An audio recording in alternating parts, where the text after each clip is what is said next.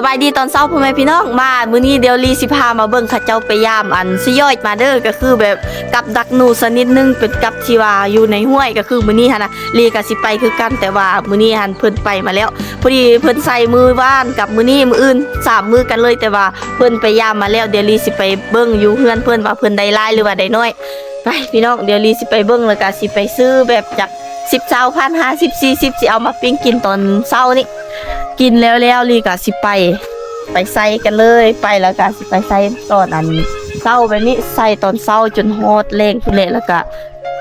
ไปยามเป็นตอนกลางคืนเด้อพอดีเขาเจ้าเมื่อตอนกลางคืนนี่ลีนอนแล้วอันนี้ก็ตื่นเช้ามาก็ขยี้ตาแล้วก็สิไปเบิ่งไปอย่างนั้นอันนี้ก็ตอนเช้าได้ทุกคนแต่ว่าก็คือบ้านแหละตอนเช้าอยู่นี่มันบ่คือตอนเช้าที่ว่าอยู่บ้านเฮาเด้ตอนเช้าอยู่นี่นะ 6-7 โมงน่ะก็คือตาเว้นน่ะอาจาเบิดแล้ว อยู่นี่เขาเจ้าสิตื่นประมาณ 4-5 โมงนี่เป็นเพื่อนหลังนี่พี่น้องจ้า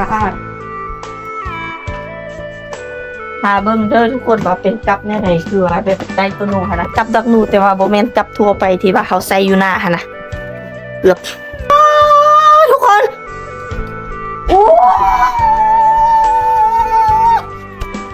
โอ้ยตัวหนูปาดจนตกใจพี่น้องเอ้ยคือมาได้หลายแท้โอ้เป็นเมื่อเลยเป็นเมื่อ10ลาย50 ป้ายป้าขนาดมาตัวหนู50 ป้ายอย่างสำนี้พี่น้องบางเฮือนนะคะเจ้าใส่นะได้เป็นฮอต100คือแม่พอเท่าของลีนะไปใส่ปีแล้วนี่ก็คือได้ฮอต100 ป้ายขนาดอัน50 ป้ายได้เท่านี้ว้าปีกี้เห็นมันสังเงียหรือก็ปีนี้ก็คือแบบอยากมีแต่ตัวหนูน้อยปีกายนะมีแต่ตัวหนูใหญ่เพราะว่าอันไส้ตัวนี้นะเพราะว่าปีหนึ่งสิมีประมาณ2-3 เทื่อเด้อก็คือเพิ่นสิไล่มือ11กับ12คำเป็นมือที่ว่าตัวหนูหั่นนะอยู่ไสกะยาเพิ่นสิมารวมตัวกันอยู่น้ำห้วย12น้ำลมแล้วมือเพิ่นใส่แท้นะจิเป็นมือ12คำเป็นมือที่ว่าตัวหนูหันลงมาลิ้นแบบอยู่ใส่กะยาคือแบบเฮาไปลิ้นบุญหั่นนะสมมุติจะนั่นแหละมือลิ้นบุญสงเฮือบ่บุญสงกรานต์บ่ค่ะสิแบบว่าแบบนั้นตัวหนูก็คือกันมันก็มีบุญของมันเมื่ออันประมาณ11 คำนี่สิแม่นแบบตัวหนูน้อยเป็นวัยรุ่น เป็นวัยรุ่นที่ว่าลงมาลิ้นแน่ลงมาลิ้นห้วยมาหาผู้สาวแล้วมือ12 คำสิเป็นตัวผู้แบบแม่เฒ่าพ่อเฒ่าเพิ่นสิไปลิ้นนะต้องใส่มือ12 คำจึงได้ตัวหนูแบบใหญ่ๆมื้อนี้ลีสิไปใส่แต่ว่าตอนนี้นะลีสิเอาอันนี้ก่อนสิไปปิ้งกินจ้าไปปิ้งไปอบสุดยอดเอาไปปิ้งเอือบใส่มะแคนอบใส่มะแคนนี่ก็คือสุดยอดคือเขตภาคเหนือนี่สิมักสุดมะแคนนะไปเฮือนใดก็คือบ่คาดอันนี้มันก้อยหรือว่าตัวจ้อนนะ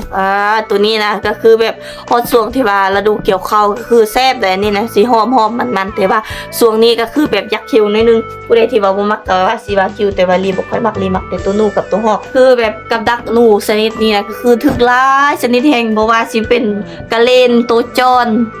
ฮอกอันนี้นะประเภทแบบอันชนิดนี้นะก็คือชื่อเบิดสิใส่เฉพาะแต่อยู่น้ำห้วยด้วยทุกคนเป้าหมายของลีมื้อนี้นะก็คือแบบนี้แหละลีสิอยากไปถ่ายไปอัพให้พี่น้องได้เบิ่งเพราะว่าบางเขตก็อาจสิบ่เคยเฮ็ดบางเขตก็อาจสิเคยเฮ็ดหั่นนะหนูอยู่นี่นะสิเป็นหนูสะอาดได้เป็นหนูที่ว่าอยู่ป่าดงดิบกินแต่หมากมอกหมากไม้แบบธรรมชาตินะบ่ได้กินแบบมะยอกมะย่อยคือแถวบ้านเฮาเด้แถวบ้านตูเมืองหั่นนะก็จะมื้อนี้นะลีก็สิไปใส่รอรุ่นรอเบิ่งนำกันว่าลีหั่นน่ะสิได้จักโตได้หลายได้น้อยซำใดก็คือแบบตั้งจิตตั้งใจมาแต่บ้านมายามพ่อเฒ่าแม่เฒ่าเพื่อสิมาใส่อันนี้ก็คือฮอดยามนี้นะพ่อเฒ่าเพิ่นก็สิโทรหาแบบร้านสาวขึ้นมาเด้อเจียงสิพาไปใส่อันสยอยนี่นะก็คือแบบดนทันมีเทื่อนึงเพิ่นก็อยากให้เลียนะมาถ่ายคลิปมาอัดมาให้พี่น้องได้เบิ่งได้ลุ้นนำกันว่าสิได้จักโตสิมานกันบ่นี่ก็คือลีสิลองไล่อันนี้เบิ่งเด้อว่าสิมีจักโต1 2 3 4 5 6 7 8 9 10 11 12 13 14 15 16 17 18 19 20 20จ้ะ21 22 23 24 25 26 27 28 29 30 31 32 33 34 35 36 37 38 39 40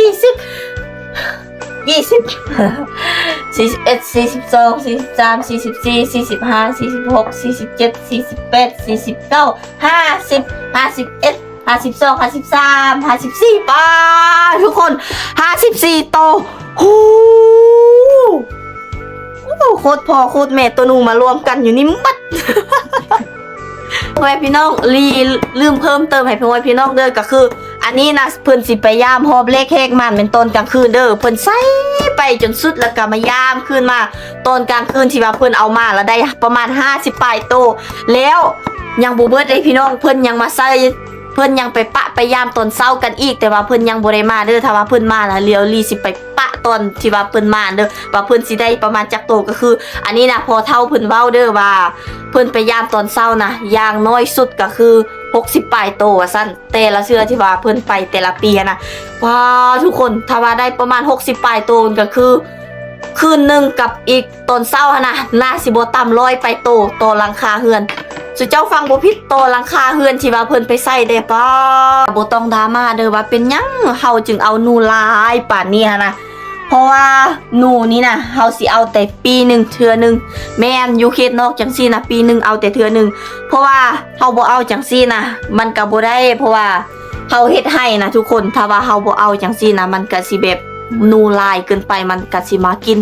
เขากินของผลปลูกของพ่อแม่พี่น้องที่ว่าเขาเฮ็ดให้อยู่บนดอยนะปีหนึ่งเขาสิใส่แต่เทื่อหนึงเอาหลายๆจังซี่เพื่อใส่ในการแบบกินอยู่แบบเขาเฮ็ดให้ก็คือเข้าช่วงเฮ็ดให้ก็คือบ่มีเวลาแล้วบ่มีเวลาไปซอกในอยู่ในกินเขาก็สิเอาแบบนี้หลายๆเอามาย่างแห้งเอาไว้แล้วก็กินเบิดปีเลยใส่ในการเฮ็ดให้นั่นแหละ